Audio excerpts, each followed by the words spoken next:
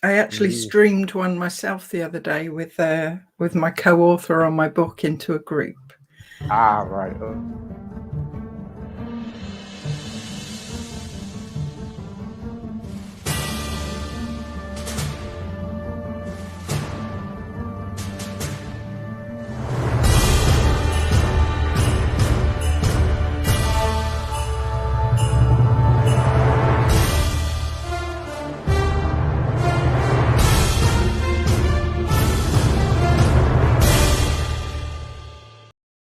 Good evening, all, and welcome to my third today. I think it's third show today.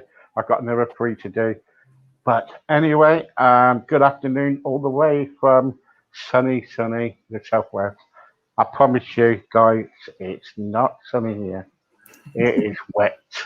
Anyway, yeah, don't forget, guys, as usual, please do not leave any messages in my personal inbox or anything like that. Got any questions for our guests? You put it in the right column and the rest of them in the left. Thank you so much. Can I call you Ali? Of course, please just call me Ali. Yeah, hello, Ali. Thank you very much for coming on. Tell everybody about yourself. Okay, I'm 57. I'm a wife, a mother, a friend, a business person. I'm many things to many people. In my working life now, I'm a business impact and writers coach, an Amazon #1 best-selling author, and a geographer of emotions, which not a lot of people know about. But I am extremely passionate about, and I'm going to definitely be telling you about in a little while. So yeah, that's me. I'm also a lifelong sufferer of anxiety and Good. depression. So I am still on medication for anxiety, still have attacks of it from time to time, but I have managed, certainly over the last year, to use a lot of my coaching techniques on myself to help me to overcome the anxiety issues that I was having.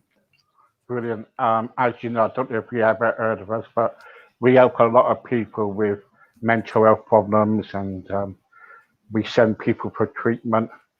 And we give people.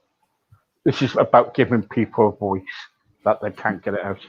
Anyway, let's talk about being an author.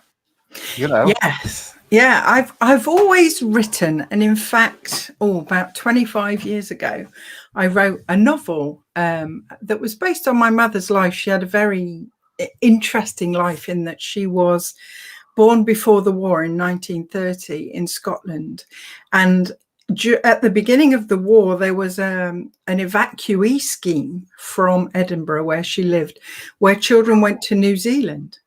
And she got sent out to New Zealand for the whole of the war, where she lived on a sheep farm and had servants and went to private school before she had to go back to Edinburgh when she was 15, and her mother sent her out to work. And she was basically cast from this privileged, rich upbringing into near poverty again. And it's the story of that. And I've still got the manuscript, but I think it's still in the office where I used to work, because I was on furlough when I got made redundant. So I've never been able to get back in and get my stuff. So I must go and get that manuscript. So that's where that all sort of started.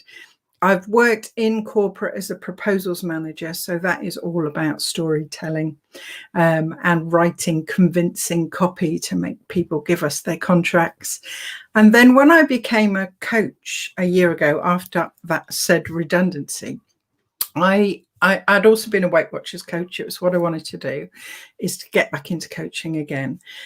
And I thought, what am I really good at? And what I'm really good at is creating a story, creating things in the written word. I'm not a person who likes to speak on the telephone, for instance. I much prefer to write down what I want to say and think about it before I say it. Although strangely, I'm quite comfortable on these kind of interviews. So I thought, right, okay, writing is what I do. There are all sorts of things that I'm interested in. And I'm also very knowledgeable on business because I have a business degree. I've worked in my own businesses and in corporate as a project and proposal manager for years. So I thought, right, I'm going to mix the two up and I'm going to start writing books that are about my coaching, are solutions books for my clients. So the first book I wrote was on the back of my coaching training. I invested quite a lot of money in very high quality training with Speak Up. Got certified as a coach, and we had pages and pages of notes and all kinds of stuff. And I thought I can condense this all into one super handy little guidebook. So from that, the Coaches Directory, Resource Directory was born, which was kind of my first business book, which is all the tools and techniques that we learned on our coaching course, but in a very handy, quick reference guide. Yeah. I like to make things simple. If something is complicated, then I will try and find a way to make it simple and easy. And the trouble is, Ali, if everything's complicated to read, people won't even buy the product, will they? Exactly. And to be honest, I've never written a book yet in order to make money from being an author. All of my books are to help the clients that I coach. Most of them I just give away, certainly give them away to my clients when they help. I've done it today. I've been speaking to a client who wasn't sure what her niche was. So I sent her the next book I wrote, which was Nailing Your Niche, because what I found once I'd come out of the training and I'd got the directory book done, so I had that nice handy reference guide for when I was coaching, was I still wasn't really sure what my niche as a coach was. And I needed to define who I was helping, what problem I was solving, who I wanted to reach, who I wanted to serve. So I created my own methodology for finding out what my niche was, and then created the book as a workbook on the back of that. So that goes out that many coaches have got that now, that they can use to nail down their niche. Because when you are coaching, or in any business really, whatever your service is, whatever your product is, you have to know why people will want it and who those people are. Because otherwise you're going to be kind of letting everybody know, and most of the people don't want to know. You need to be talking to the people who need to find their solution with you. So that was the next one. Then I started collaborating with other coaches. I love a collaboration. As much as I'm very driven and will just get on and do my work myself, I like working with other people. And I worked with a coach called Victoria Morley, who I also trained with, and she's a calm and contentment coach. And we created a journal for coaches to use. Again, it's a handbook, a planner, and a journal, again, with lots of hints and tips on ways to grow your business and run your business, but also a day-to-day planner. Then another coach called Ian George, who's an accountability coach. So we wrote an accountability journal, which is for clients to use between coaching sessions to track what goes on, what the changes are, what they've done differently, what actions they've taken, that kind of thing. So there was all of that. And then the next thing I did was I met a guy called Marco Bertagni, who runs a company called Bertagni Consulting in Italy, but it has an educational arm called EME, which stands for Eliciting, Mapping and Managing Emotions. And we met in a breakout room on a training day. I realized immediately that I could help him in his business. He realized immediately vice versa. So we arranged to meet up afterwards. When I say meet, obviously all virtual. He's in Italy. We've never actually met. And for the last 10 months, I've been running the business side of EME. So that entails the marketing, business development, business planning, all that kind of thing, plus onboarding what we call geographers of emotions. And we have 82 now within the coaching. It's a coaching platform, basically, EME. 82 different people from all over the world. So there are film directors and actors, there are CEOs of companies, there are designers, there are coaches, there are doctors. We have all kinds of people, all of whom basically have knowledge to share with the world. And we share that knowledge through courses, through counselling, through journeys, which is very exciting stuff, and through games. We develop games. And I wrote my next book then on the author theme was to write a book about MA, the methodology of emotional mapping, because I use it in the courses that I create. So the methodology, how it works, who it's for. So I've written that, which is called Welcome to the Magical World of MA. So that was that one. And then the latest venture has been, I wrote a children's book in between as well. And this has all been in the last year, by the way. So I'm quite prolific. Gosh, you've done a lot in the last year. Yeah, I have. I never stop. So the latest one is Love Coaching, Hate Business, which is this one, which is our #1 bestseller, which I'm and I want to talk about that in a minute. Okay, all right then. So that is my author journey. It's really just I realize that there is a problem that needs solving, and I create written material in order to help people solve that problem. That's the basis of my writing. Well done for doing that. That is, because you've got to be strong to do that as well, haven't you? When you coaching people, you have, because that you've got to battle procrastination for a start off. And funny enough, the next book is called Stop Clucking and Lay the Damn Egg, which is a step-by-step guide to overcoming procrastination. Oh, I'd love to read that one. Yeah, so that one, I will send you a copy. You email me where to send it and I'll send you a copy, no problem, Steve. Yes. So there's procrastination, there's lack of self-belief that you have to get over. And particularly if you are an anxiety sufferer, it's really difficult to maintain self-belief sometimes, because from my experience, I used to get, if I had any kind of a criticism before I'd worked on myself, the anxiety came straight back, and that made everything so much more difficult to deal with. So again, I'm looking at ways of helping people who have that anxiety, those problems in getting started and getting things done, and writing something for them next. Yeah. But your #1 book on Amazon. Yes. You are thrilled to bits about that, aren't you? Yeah, I really am. I am, because I know that there are now well in excess of 100 people who are business owners who have this book, and it's going to help them. Yeah. And that's the joy. They are going to get helped by that book. So I will have made a difference to, even if it's just to one person, they will have learned something that will help them to grow their business. And that means the world, absolute world. What I found about you is this, that coming from a background where you suffering anxiety and everything else like that, coming up to a person who is confident in themselves. Do you think you're confident in what you do now? Yeah, I do. I've really learned to believe in myself and what I do. And just as a bit of background, I had a really difficult relationship with my mother as a child. She basically thought I wouldn't amount to anything. So I believed that for most of my adult life.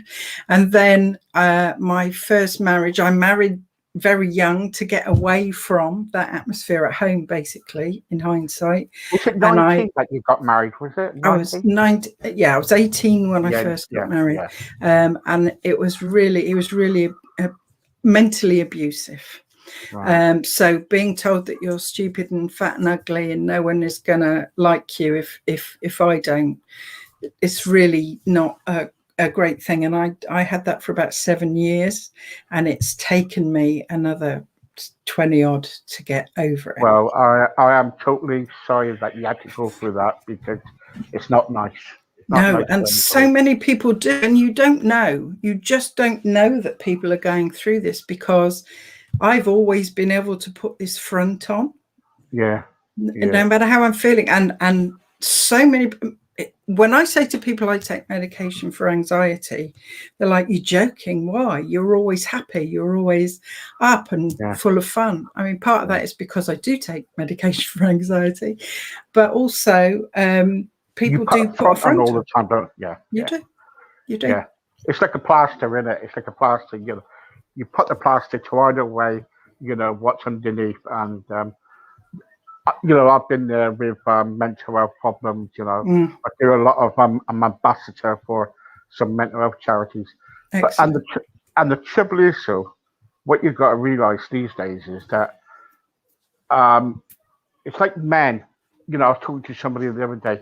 Men are more kind of like slow at kind of showing their emotions and feelings, where women can kind of come out of it.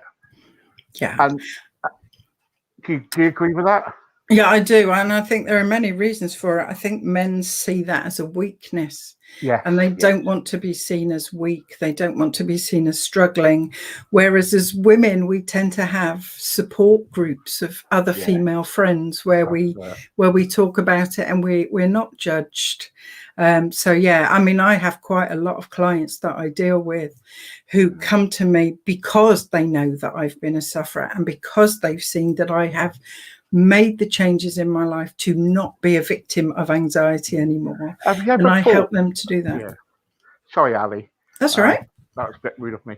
But when you kind of like, if you ever have you ever thought of kind of like just sitting down for a while and thinking about what's happened in your life, and you're thinking, right, my mum said, oh, I'm not going to go far, I'm not going to do anything.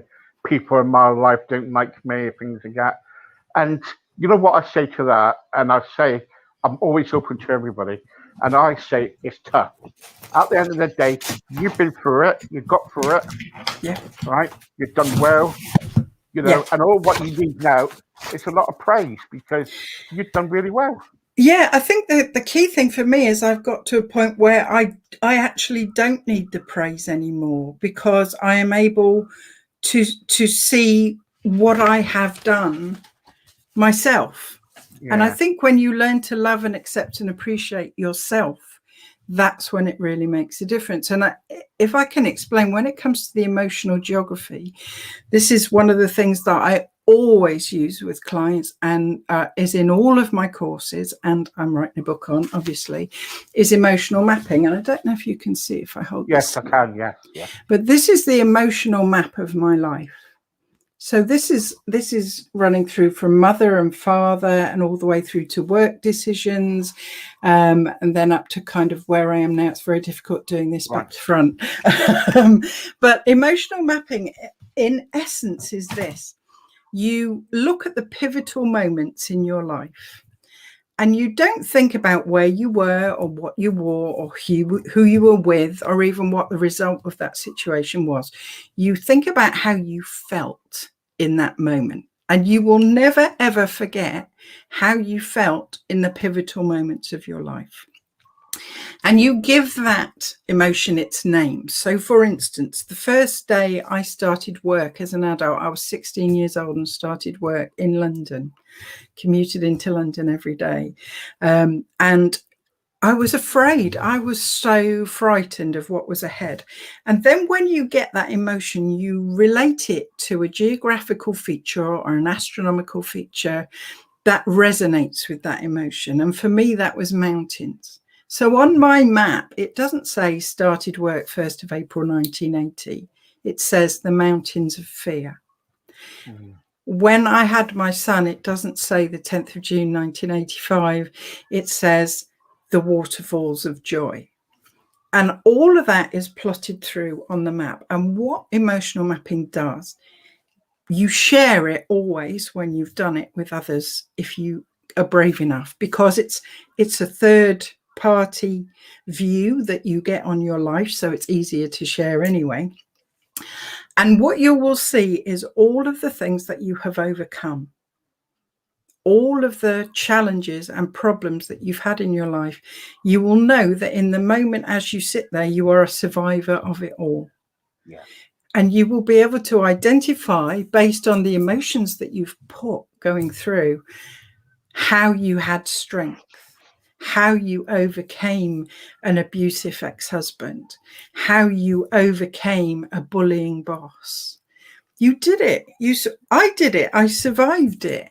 And it gives you so much confidence in yourself when you can look at your life in that way. And we apply emotional mapping to whole life, to business, to career, to relationships, to moving house, all those kind of things, to enable people to see things more clearly and outside of themselves.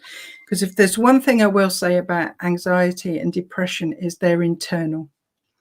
They're very, very internal. Nobody can see what you're feeling. Yeah. It's not possible for people to see. It's very internal, but using mapping brings it out and makes it external, and then you can deal with it. Yeah, that's really good. Yeah. You know, it's like I said to a doctor once when I was, you know, I was really depressed and suicidal. And the doctor said to me, "Well, I can't see a problem." And I turned around to him. I said, "Well, you won't be able to see the problem because it's internal. You know, if I'm depressed." I said, "Can you see?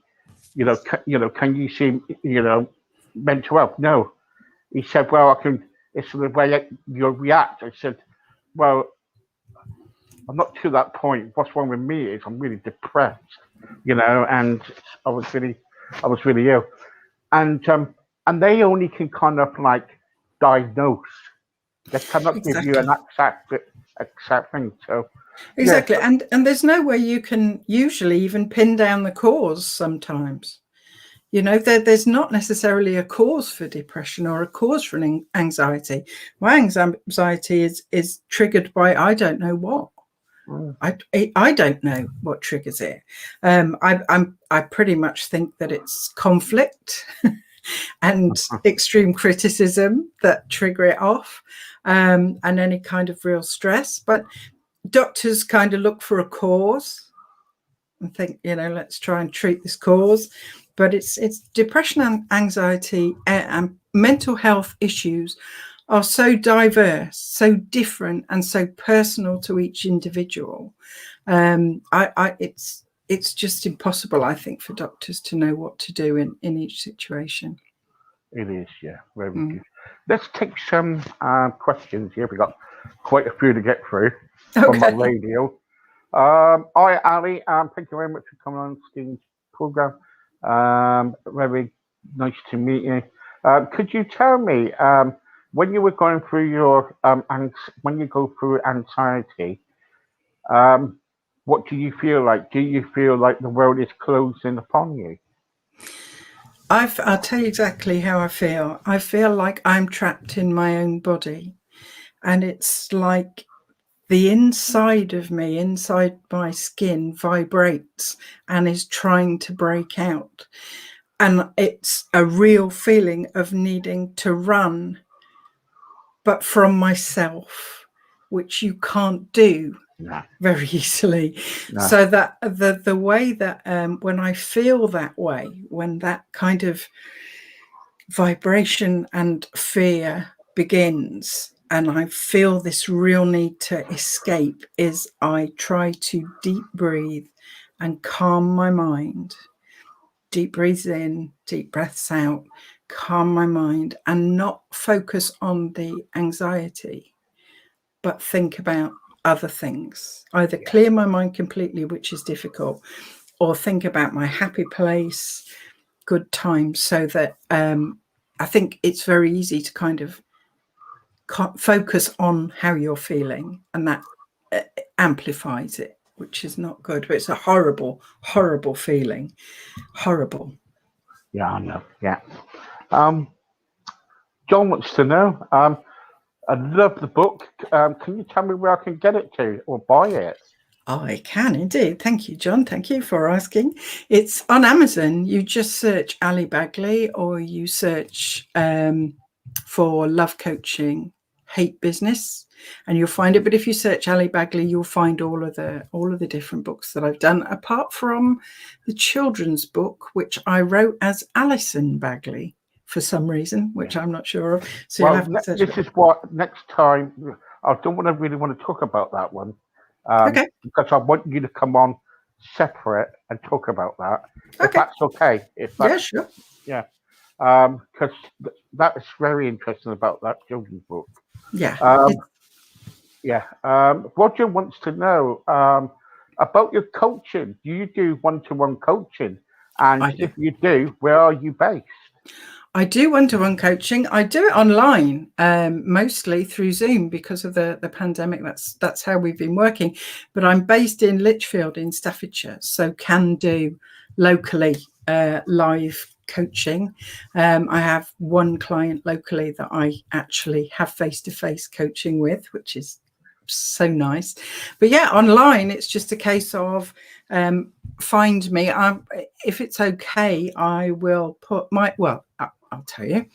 If you go to Linktree/Ali Bags Coach, you will see everything on there and every link to every book, course, website, and everything else. Yeah. So you can find It'll me. be all on our website, guys. Soon we Lovely. finish, we do all of that. And Thank you. But yeah, Amazon, everything's on Amazon. I self-publish and I publish other people's books as well now. So I actually edit books for people and publish them for them. So I've got one coming out called, and this is a lady you need to speak to, Steve. Her name is Marie Jenkins, and she has a journey from being suicidal to now being a very successful businesswoman who runs a business called Advance Your Wellbeing, and she's written a book from burnout to bold, and Brilliant. I've published that for her. That is available in paperback on Amazon now. So again, search Marie Jenkins, but it's also the Kindle version goes live on the 1st of October, so you can pre-order that.